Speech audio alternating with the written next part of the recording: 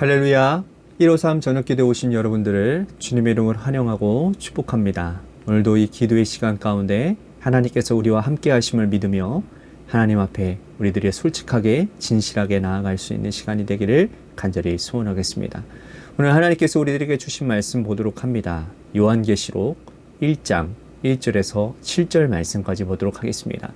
요한계시록 1장 1절에서 7절 말씀입니다. 우리 같이 한 목소리로 다 함께 봉독하도록 합니다. 시작. 예수 그리스도의 계시라.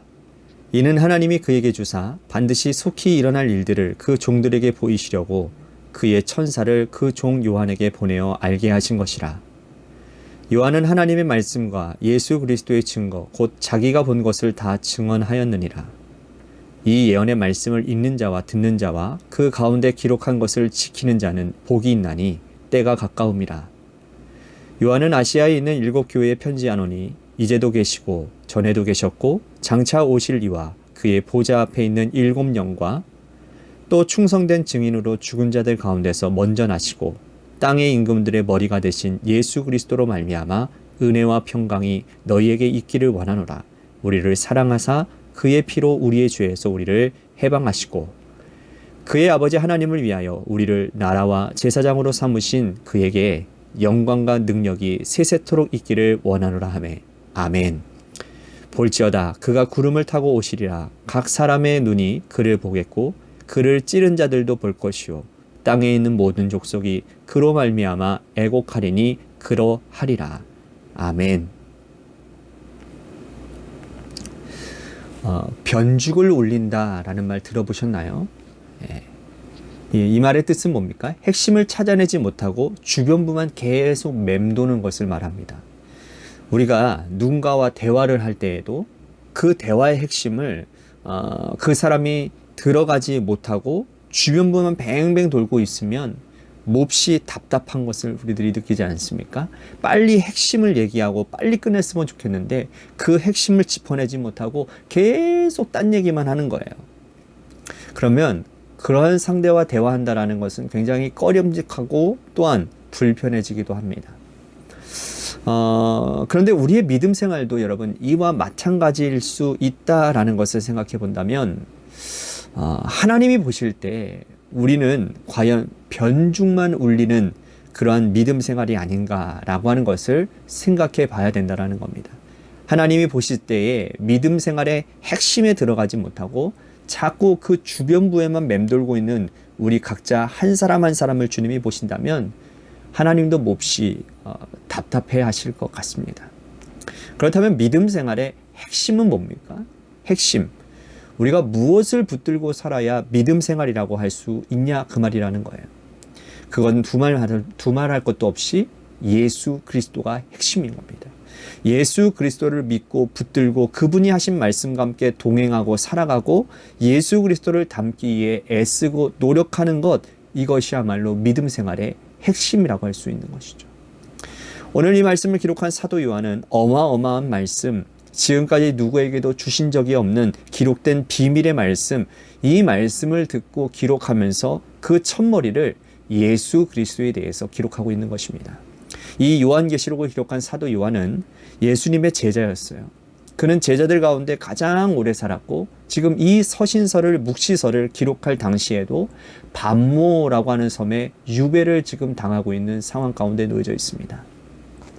그 당시 로마 황제가 도미티아누스라고 하는 아주 기독교인들을 박해하는데 아주 열을 냈던 그런 황제이거든요. 그런데 이 예수 그리스도를 믿는 자, 황제에게 무릎 꿇지 아니하고 예수 그리스도를 믿는 자들을 잡아 죽이고 사자의 먹이가 만들고 또 콜로세움의 정 가운데다가 십자가를 달아놓고서는 거기다가 불태워 죽이는 아주 극악무도한 일들을 행했던 그런 시기가 바로 이 로마 황제 도미티아누스의 시기였습니다. 이때에 이 사도 요한이 유배 중에 하나님께서 보여주신 계시의 말씀, 이 말씀을 듣고는 예수 그리스도가 어떤 분이신지에 대해서 분명히 본 대로 들은 대로 기록하고 있는 것이죠. 자, 먼저 오늘 이 말씀의 계시의 특징, 하나님의 말씀의 특징을 계시라고 설명을 하고 있습니다. 1절 보십시오. 예수 그리스도의 계시라. 이는 하나님이 그에게 주사 반드시 속히 일어날 일들을 그 종들에게 보이시려고 그의 천사를 그 종 요한에게 보내어 알게 하신 것이라. 자, 하나님의 말씀의 특징을 계시라고 지금 말하고 있어요. 자, 계시라는 건 뭐냐? 드러내 보이는 것을 의미하는 겁니다. 자, 내가 알고 싶은 것을 아는 척, 아는 것, 찾아가는 것이 지식이 아니라 하나님의 말씀의 특징은 보여주는 것, 들려주는 거라는 거예요. 다시 말씀드립니다. 내가 알고 싶은 것을 아는 것, 찾아가는 것이 지식이 아니라 하나님의 말씀의 특징은 뭐냐? 보여주는 것, 들려주는 것이라는 거예요. 하나님의 말씀, 창세기부터 기록된 말씀이 계시록까지 올 때까지 이 말씀은 드러내 보이는 것까지만 우리들이 알 수 있다는 겁니다. 하나님께서 우리에게 100을 보여주셨다고 해서 우리들이 그 100을 다 알 수 있느냐? 그렇지 않습니다. 하나님께서 100을 다 보여주셨다고 해도 우리가 그 가운데에 10가지밖에 모를 수밖에 없는 거라는 거죠. 나머지는 서서히 시간이 지나면서 성령께서 깨닫게 해주시고 또 우리가 하나님의 말씀을 읽고 듣고 느끼는 그 가운데서 차츰차츰 알아가는 과정 가운데 있다라는 것입니다. 그러므로 이 계시의 말씀은 우리들에게 귀한 말씀이고 우리 한 사람 한 사람이 믿음 생활하면서 이 계시의 말씀을 깨닫게 해달라고 하나님 앞에 구하고 기도해야 된다는 것이죠. 그러므로 오늘 우리들에게 주어진 이 계시의 말씀이 우리의 인생을 밝히는 능력의 말씀임을 믿고 우리들이 기대하며 매일 진리의 빛 가운데 살아가는 우리 모두가 되어야 될 줄로 믿습니다.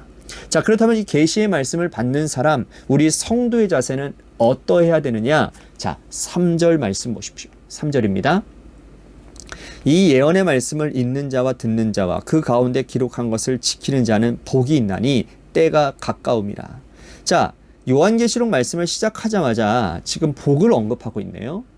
계시록은 무서운 말씀, 벌을 주는 말씀, 심판하는 말씀이 아니라 우리들에게 뭘 주는 말씀이라고요? 복을 주는 말씀이라는 겁니다. 어떤 자가 복이 있대요? 예언의 말씀, 이 계시된 말씀을 읽고 듣고 이 말씀을 행하는 자에게 복이 있다고 말씀을 하는 것이죠. 자, 이 말씀을 여러분들 한마디로 말한다면 뭡니까? 읽고 듣고 지킨다. 이 말씀은 일치된 믿음을 보이는 자가 복이 있다, 그 말이라는 거예요. 어떤 사람은 여러분 하나님의 말씀을 읽는 것으로 끝내는 사람이 있습니다. 그리고 어떤 이는 듣는 것으로 끝내는 사람들이 있어요.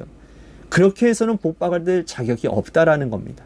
말씀을 읽고 들을 때는 은혜가 되지 않습니까? 그런데 그 은혜된 말씀을 붙잡고 지켜내는 자가 복이 있다라고 말씀을 하는 거예요.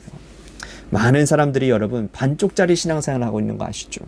읽는 것으로 듣는 것으로 그치기 때문이라는 겁니다. 하나님의 말씀을 읽고 들을 때는 참 좋은 말씀이에요.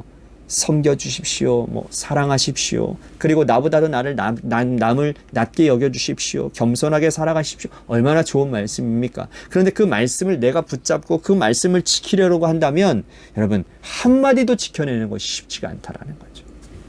그런데 진정 이 말세의 시기에 복받은 자가 되기 위해서는 하나님의 말씀을 읽고 듣는 것으로 끝내지 아니하고 반드시 지켜내는 자에게 복이 있다라고 말씀을 한다는 거예요. 하나님께서 우리들에게 주신 계시의 말씀은 나와 전혀 상관없는 말씀이 아닙니다. 나와 상관 있는 말씀, 나를 변화시켜 주시는 그 말씀을 우리들이 붙잡고 지켜내는 그러한 삶을 살아가게 될 때에 하나님의 은혜 가운데 하나님이 예비하신 축복 가운데 살아가는 우리 모두가 된다라는 사실이죠. 이제 사도 요한은 이 계시의 말씀을 주시는 예수님이 어떠한 분이신지도 설명하고 있습니다. 자, 5절 말씀 보십시오. 또 충성된 증인으로 죽은 자들 가운데에서 먼저 나시고 땅의 임금들의 머리가 되신 예수 그리스도로 말미암아 은혜와 평강이 너희에게 있기를 원하노라. 우리를 사랑하사 그의 피로 우리의 죄에서 우리를 해방하시고. 자, 이 말씀 가운데 두 가지 정보를 말씀하고 있는데요. 첫째는 땅의 임금들의 머리가 되신, 즉 예수 그리스도야말로 왕 중의 왕이라는 뜻이라는 거예요. 자, 이 당시 사도 요한이 이 계시의 말씀을 기록할 당시에 전 세계의 최고의 왕은 누구입니까? 왕 중의 왕은 누구예요? 세상적으로 봤을 때 로마 황제 도미티아노스인 겁니다. 그런데 그 황제와 비교할 수 없는 왕 중의 왕이 바로 예수 그리스도라는 거예요. 예수 그리스도가 왕이 되시면 그분을 왕으로 섬기는 자는 모두가 다 그분의 백성이 되는 겁니다. 백성의 왕에 대한 의무는 뭡니까? 순종의 의무인 것이죠. 왕이신 예수 그리스도는 당신의 법전인 하나님의 말씀으로 우리를 통치하십니다. 그러므로 하나님의 백성인 우리의 주님의 자녀들은 말씀을 지키고 말씀대로 행하고 살아가면서 왕에게 순종할 의무가 있다라는 것이죠. 그런데 당시 대부분의 사람들은 하나님의 아들 예수 그리스도를 왕으로 모시지 아니하고 인간의 왕 도미티아누스에게 엎드려 절하고 있었다라는 거예요. 황제가 말하는 대로 따라가고 황제가 이끌어가는 대로 그 말씀에 순종하며 살았다라는 것이죠. 그런데 그렇게 하면 안 된다라는 겁니다. 오늘 우리가 예수 그리스도를 왕으로 모신다면 과연 그분의 자녀답게 그분의 백성답게 예수님의 말씀에 따라 순종하고 살아가고 있는가를 다시 한번 우리가 왕으로 모시는 백성의 정체성을 좀 헤아려 보는 기도의 시간이 되었으면 좋겠습니다. 여러분들은 지금 예수님이 여러분들의 왕이심을 인정하십니까? 그렇다면 그분에게 우리는 마땅히 순종해야 되는 것입니다. 5절 말씀에서 예수님에 대해서 또 한 가지 말씀을 하고 있는데 해방자 예수 그리스도를 설명하고 있어요. 우리를 그 죄에서 해방시켜 주시는 분이라고 말씀을 합니다. 예수님은 이 땅에 오실 때에 사명을 가지고 오셨어요. 예수님의 이름이 바로 그러합니다. 예수님의 이름의 뜻이 뭔지 아십니까? 자기의 백성들을 그 죄에서 구원해낼 자가 예수인 겁니다. 예수님은 이 땅에 우리의 죄와 죽음의 권세에 매여 있는 것을 보시고 불쌍히 여기시고 우리를 해방시켜 주시기 위해 이 땅에 오셨다라는 거죠. 사람들은 스스로 노력해서 웬만한 것들은 다 구하고 얻을 수 있습니다. 가난한 자는 열심히 노력하면 가난에서 자유할 수 있습니다. 여러 가지 문제에 매여 있는 사람, 인간적인 노력으로 그 문제에서 자유함을 얻고 해방될 수 있습니다. 그러나 여러분 아무리 노력해도 우리들이 스스로의 힘으로 벗어날 수 없는 것이 있는데 그게 뭔지 아십니까? 두 가지예요. 죄와 죽음입니다. 인간은 죄성을 가지고 태어났기 때문에 스스로 죄에서 자유할 수 없습니다. 그 죄의 삭은 사망이기 때문에 죄와 사망은 하나의 세트로 다니는 겁니다. 죄 짓는 자는 반드시 죽게 됩니다. 그런데 예수님께서 십자가에 달려 돌아가심으로 그 십자가의 보혈의 공로를 믿는 자들 모두에게는 그 죽음과 그 죄로부터 해방되어지는 역사가 있게 된다는 거예요. 그 예수님이 참으로 우리의 왕이 되시고 우리의 구주가 되심을 당연한 것으로 여기는 자들에게 하나님께서는 자유함을 허락하신다는 거예요. 이것이 바로 기독교 신앙의 핵심이라고 말할 수 있다는 것이죠. 자, 이 예수님은 또 장차에 이 땅에 재림하실 구원주로 오신다라는 겁니다. 자, 7절 말씀 보십시오. 볼지어다 그가 구름을 타고 오시리라. 각 사람의 눈이 그를 보겠고 그를 찌른 자들도 볼 것이요 땅에 있는 모든 족속이 그로 말미암아 애곡하리니 그러하리라. 아멘. 왕이신 예수님, 해방자이신 예수님, 그분은 반드시 재림주로 오신다라는 겁니다. 자, 예수님을 설명할 때에 사도 요한은 이렇게 세 가지로 설명하고 있습니다. 이 땅에 예수님이 다시 오신 것은 우리가 언제 다시 주님이 오실지를 모르기 때문에 깨어 있어야 되고 기도하고 있어야 되고 죄짓지 않고 순결한 그리스도의 신부로서 살아가고 있어야 된다는 뜻이죠. 죄짓는 상태에서 주님을 영접할 수 있겠습니까?